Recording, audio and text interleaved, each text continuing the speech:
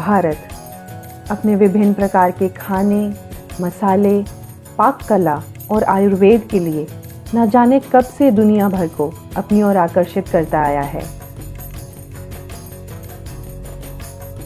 विश्व की सबसे पुरानी सभ्यताओं में से एक ये देश रंगों से भरी संस्कृति, विभिन्न धर्मों और अनेक रोचक कलाओं की जन्मभूमि है।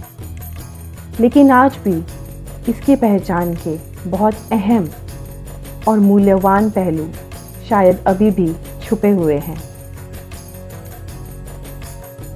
कांथा वैदिक समय या उससे भी पहले शायद इस कला को बंगाल की गृहिणियों ने जन्म दिया। यूं भी कह सकते हैं कि ये कला ज़रूरत की वजह से अस्तित्व में आई। तन ढकने की ज़रूरत, अपने नवजात शिशुओं को ठंड से बचाने की ज़रूरत, या फिर अपने घर के ज़रूरी सामान को सहेज के रखने की ज़रूरत। वुमेन्स आर्ट यानी कि औरतों की कला के नाम से जाने जाने वाली इस कढ़ाई को परंपरा के अनुसार माँ द्वारा घर की बेटी को सिखाया जाता था।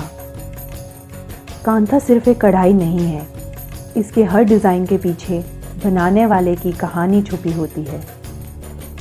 बनाने वाली स्त्री अपनी रोज़मर्रा की ज़िंदगी, अपने जीवन के उतार चढ़ाव, खुशी गम, त्योहार और हर वो महत्वपूर्ण पल जिसे वो याद रखना चाहती हो, उसे कढ़ाई के रूप में कपड़े पर बना देती थी। इसी वजह से हर रचना अलग होती थी और उसके अलग मायने होते थे।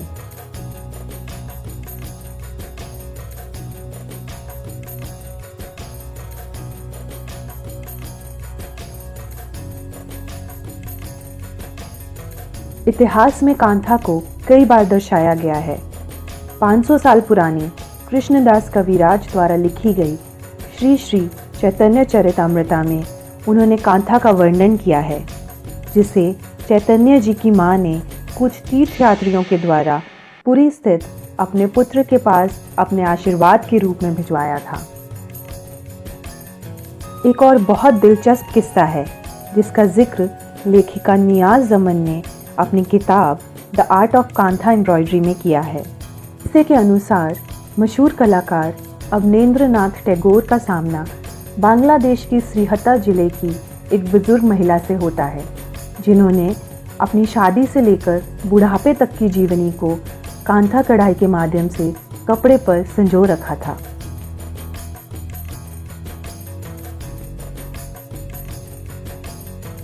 कांथा का एक और पुराना वर्णन रवींद्रनाथ टैगोर की कविता इबार फिराओ मोरे में भी है, जिसके अनुसार राजकुमार सिद्धार्थ, जो आगे चलकर बुद्ध भगवान कहलाए, ने अपना राजपाट छोड़ते समय अपने राजसी वस्त्रों का भी त्याग कर दिया था। सिर्फ एक चिन्ना कांथा यानी पुरानी कांथा को ओढ़कर वे पूर्ण सत्य की तलाश में निकल पड़े थे। कांथा के इतिहास की बात हो रही हो तो बंगाल की मशहूर प्रेम कहानी का वर्णन करना ज़रूरी हो जाता है। रूपाई और साजू की ये कहानी को एक कविता नक्शी कंथार मठ के रूप में जैस्मुद्दीन ने 1928 में लिखा था। साजू अपने पति के इंतज़ार में एक नक्शी कांथा बनाती है, जिस पर वो अपने हर गम और तकलीफ़ को बयां करती है। लेकिन सालों बाद भी जब रूपाई लौट कर नहीं आता तो साजू उसके इंतज़ार में अपने प्राण त्याग देती है। मरने से पहले साजू ने अपनी माँ के सामने अपनी कब्र को उसी नक्शी कांथा से ढकने की इच्छा जताई थी। जैस्मुद्दीन की ये कविता इस बात को बखूबी दर्शाती है कि कांथा सिर्फ सज्जा के लिए उपयोग नहीं की जाती थी, बल्कि अपनी भावनाओं और इच्छाओं को व्यक्त करने का भी माध्यम थी। कांथा को बनाने का तरीका भी बहुत दिलचस्प है। पुरानी धोती और पुरानी साड़ियों को परत दर परत रखकर उन्हें सिल दिया जाता था और फिर इस पर रंग बिरंगे चित्रों को कढ़ाई के रूप में बनाया जाता था।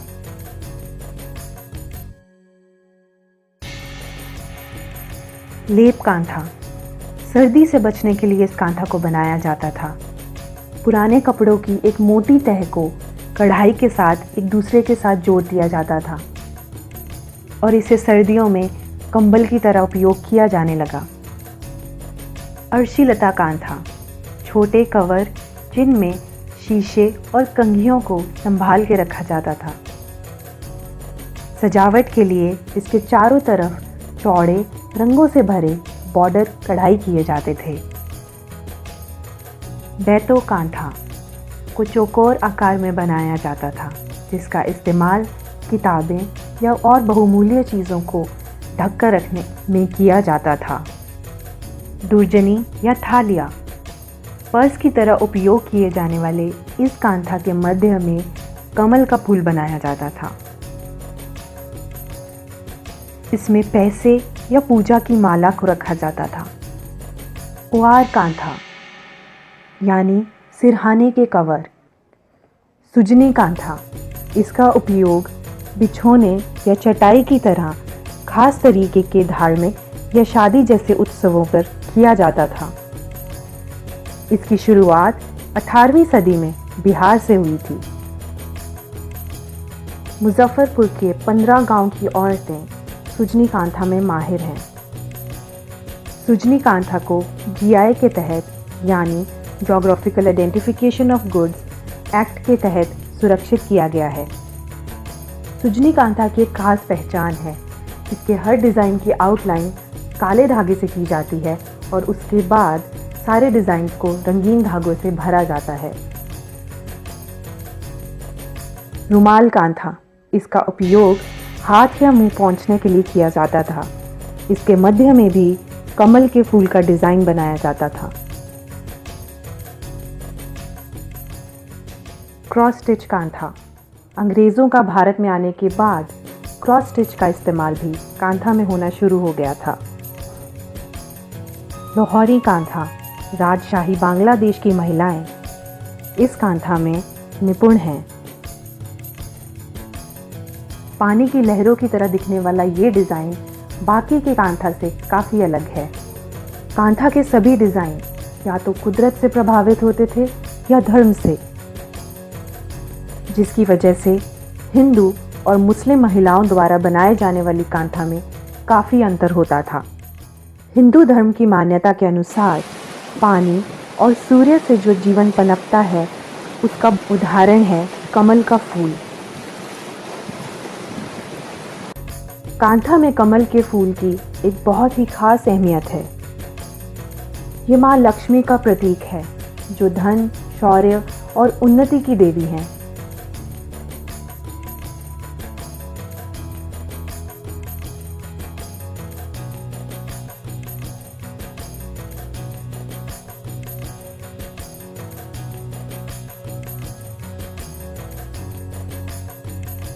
मत्स्य यानी मछली बंगाल का मूल भोजन है। ये दर्शाती है एक समृद्ध परिवार को जिसके पास पर्याप्त भोजन हो। चक्र, जो जीवन में चलते रहने और अनुशासन की अहमियत को दर्शाता है। स्वास्थ्य का, जो एक शुभ आरंभ का प्रतीक है।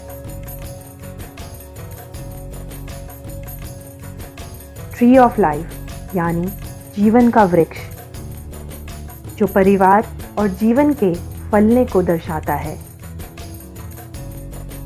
मुस्लिम कांथा के डिज़ाइन ज्यामितीय होते हैं। मुर्शिदाबाद इलाके की औरतें इस काम में बहुत माहिर हैं। तारा चुटकी, लाठी और आईना खोपा इनके पसंदीदा डिज़ाइंस में से कुछ हैं। इसके अलावा फूल, पेड़ या स्थानीय जानवरों के आकार भी डिज़ाइन के रूप में दोनों हिंदू और मुसलमान गृहिणियाँ अपने कांथा की कढ़ाई में उपयोग करती थी। मुख्य रूप से कांथा बनाने में 4 प्रकार के स्टिचेस का प्रयोग किया जाता था। रनिंग स्टिच, इसे कांथा स्टिच भी कहा जाता है। मुख्य रूप से रनिंग स्टिच को ही कांथा बनाने में प्रयोग किया जाता है। डिज़ाइन की आउटलाइन हो या उसे भरना हो, या पुराने समय में कपड़ों की तह को एक साथ जोड़कर रखने का उद्देश्य हो, इन सब के लिए रनिंग स्टिच का ही प्रयोग किया जाता था। Stem stitch. रनिंग स्टिच की ही तरह किसी डिज़ाइन की आउटलाइन के लिए स्टेम स्टिच का प्रयोग किया जाता है।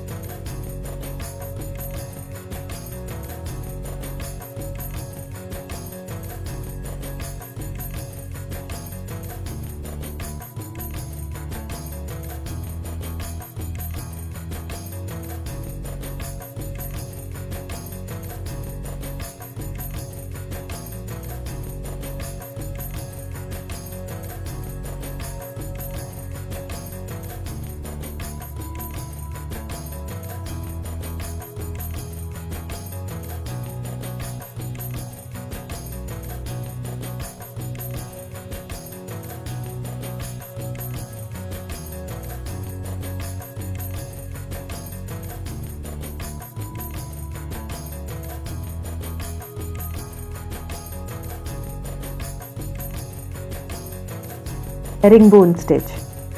डिज़ाइन को भरने के लिए इस स्टिच का प्रयोग किया जाता है।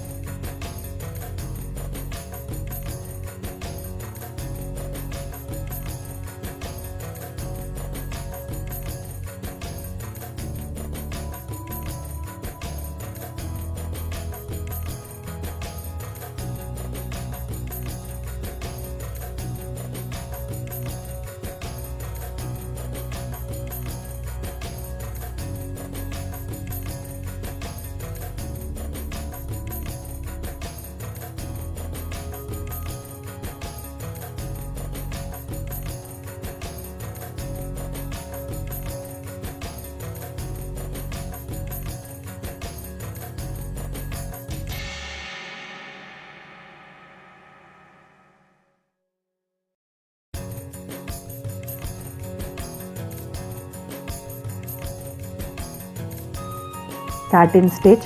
किसी भी डिज़ाइन को भरने के लिए हेरिंगबोन की तरह ही सैटिन स्टिच का भी प्रयोग किया जाता है।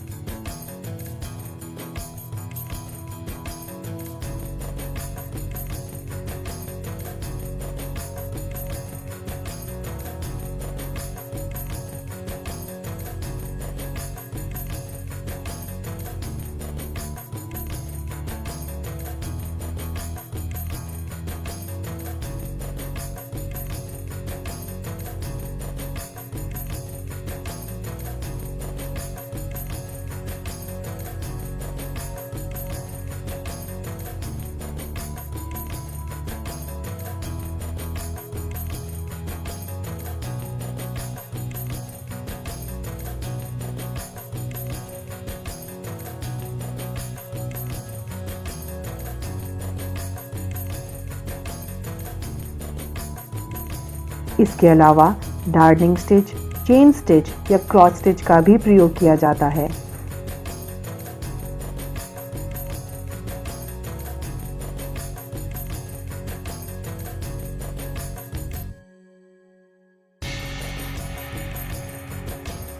कुछ तो खास बात है कांथा में, इसीलिए आज भी इसे बहुत सराहा जाता है।